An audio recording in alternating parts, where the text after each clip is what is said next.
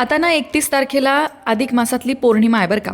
आणि ही पौर्णिमा इतकी विशेष आहे की या पौर्णिमेच्या दिवशी तुम्हाला फार काही करायला नाही जमलं, फक्त एक उपाय जरी तुम्ही केला किंवा एक गोष्ट जी आहे ती तुम्ही केलीत ना तर त्याचा लाभ तुम्हाला होईल. नक्की काय करायचं आहे चला बघूया.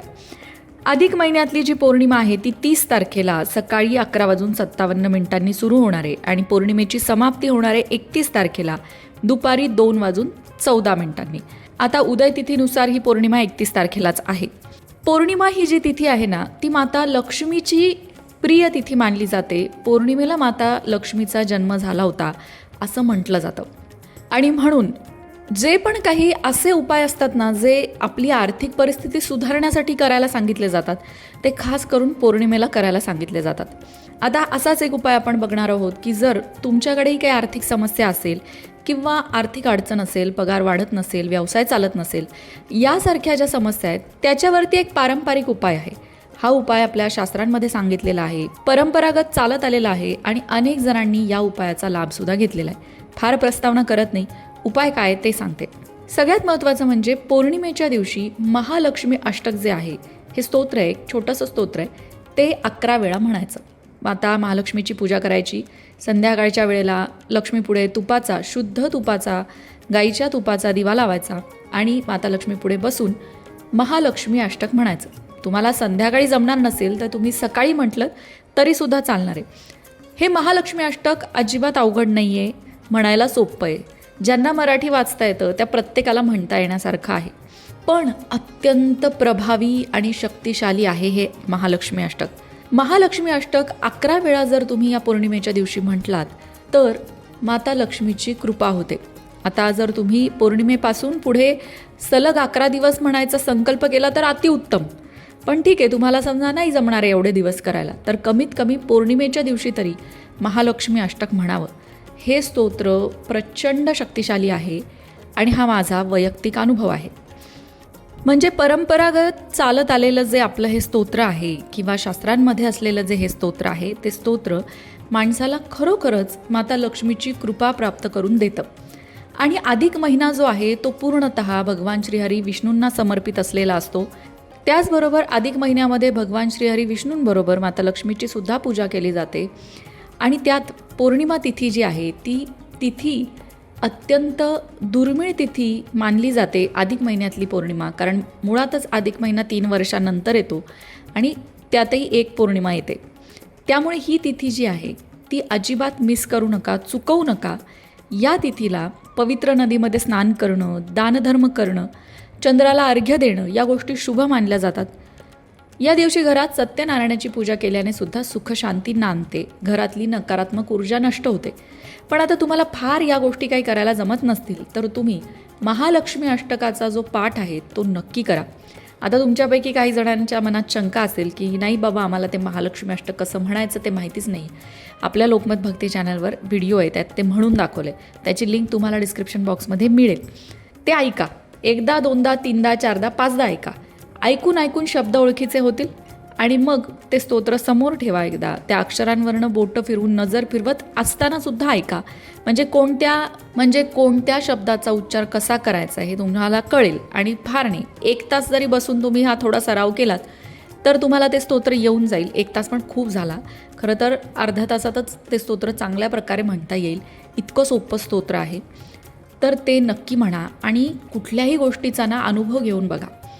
कुठलीही साधना जी आहे तिच्यावर कुठलीही कमेंट करण्याआधी ती खरंच आपल्यासाठी काम करते का हे तुम्ही श्रद्धाभक्तीने जेव्हा करून बघाल तेव्हाच त्याचा अनुभव तुम्हाला येईल.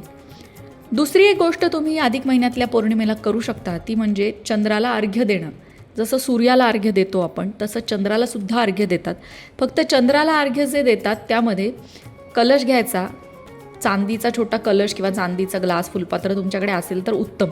चंद्राला अर्घ्य देताना चांदीच्या वस्तू, चांदीचे भांडे वापरावी. पण जर नसेल तुमच्याकडे चांदीची काही वस्तू तर काही हरकत नाही, तुम्ही तांब्याचं ग्लास, तांब्याचा कलश घेऊ शकता. त्यामध्ये पाणी, त्यात कच्चं दूध टाकायचं, अक्षता टाकायच्या आणि हे चंद्राला अर्पण करायचं. हे पाणी हा सुद्धा मनाला शांती देणारा उपाय आहे. ज्योतिषशास्त्रात तर ज्यांना मानसिक त्रास असतात त्यांना हा उपाय करायला सांगितला जातो. पौर्णिमेच्या दिवशी चंद्राला अर्घ्य देऊन चंद्राला नमस्कार करणं हे खूप महत्त्वाचं मानलं जातं.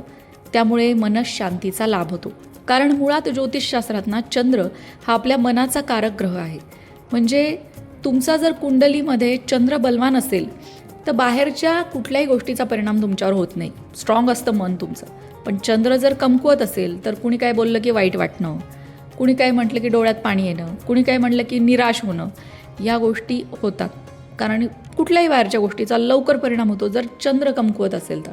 पण जरी तो कमकुवत असला तरी तो तुम्ही स्ट्रॉंग करू शकता, त्याला बळ देऊ शकता, त्याची साधना करू शकता, उपासना करू शकता.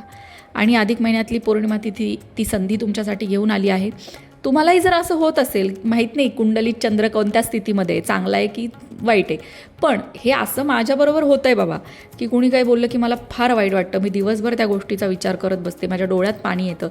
एखादी घटना मनाविरुद्ध घडली की मी विसरत नाही, वर्षानुवर्ष त्या गोष्टीभोवती फिरत राहते, तर मात्र तुम्ही हा उपाय करून बघायलाच हवा. आणि हेही मी सांगते की एका पौर्णिमेला जर तुम्ही हे केलं आणि तुम्हाला लगेच फरक पडला असं नाही होत. प्रत्येक पौर्णिमेला, अधिक महिन्याच्या पौर्णिमेपासून सुरुवात करा आणि त्यानंतर प्रत्येक पौर्णिमेला करण्याचा प्रयत्न करा. कारण कुठलीही गोष्ट सातत्याने जेव्हा घडते तेव्हा त्याचा परिणाम दिसतो. आज तूप खाल्लं आणि उद्या रूप आलं असं नाही होत. पण या ज्या काही खास तिथी आहेत ना, त्या आपल्याला संधी घेऊन येतात की या दिवसापासून आपण सुरुवात करू शकतो बाबा. ही तिथी पॉवरफुल आहे, शक्तिशाली आहे, आपलं मनोबल वाढवणारी आहे. आणि म्हणून अधिक महिन्यातली जी ही पौर्णिमा तिथी आहे, या पौर्णिमा तिथीचा लाभ तुम्ही अवश्य घ्या. जे तुम्हाला करणं शक्य असेल ते करा. सगळ्या गोष्टी नाही जमत, माणसाला मान्य आहे की एवढं देवदेव करायला खरंच नाही जमत. पण जे करणं शक्य आहे ते करू शकतो. एक गोष्ट तरी करू शकतो. स्तोत्र म्हणू शकतो, महालक्ष्मी अष्टक. 11 वेळा नाही जमत, एकदा म्हणा. 11 वेळा म्हटला तर उत्तमच आहे, पण नाही जमलं तर एकदा म्हणा. तेही नाही जमलं तर चंद्राला अर्घ्य द्या, माता लक्ष्मीला हात जोडा, माता लक्ष्मीला कमळाची फुलं वाहा. यापैकी कुठलाही एक उपाय करणं महत्त्वाचं आहे. त्यामुळे आपल्या मनाला शांती मिळते, मन नकारात्मक विचारांपासून लांब जातं. आणि आता आपण ही कृती करतोत ना, तर काय असतं माहिती आहे का, जेव्हा हे करा म्हणजे हे होईल हे सांगितलं जातं ना, त्याचा अर्थ असा असतो की तुम्ही ती कृती करता तेव्हा तुमच्या मनातल्या नकारात्मक विचारांपासून दूर जाण्यासाठीचं ते एक पाऊल असतं जे तुम्ही उचललेलं असतं. आर्थिक परिस्थिती सुधारण्यासाठी जेव्हा तुम्ही महालक्ष्मी अष्टक म्हणायला सुरुवात करता तेव्हा आता माझी आर्थिक परिस्थिती सुधारणार आहे हा विश्वास तुमच्या मनामध्ये पाहिजे. तर आपल्याला ते स्तोत्र परिणाम दाखवतं, त्या स्तोत्राच्या चमत्काराचा अनुभव येतो. कारण आपलीच ऊर्जा असते जी सकारात्मक किंवा नकारात्मक विचारांनी बनते.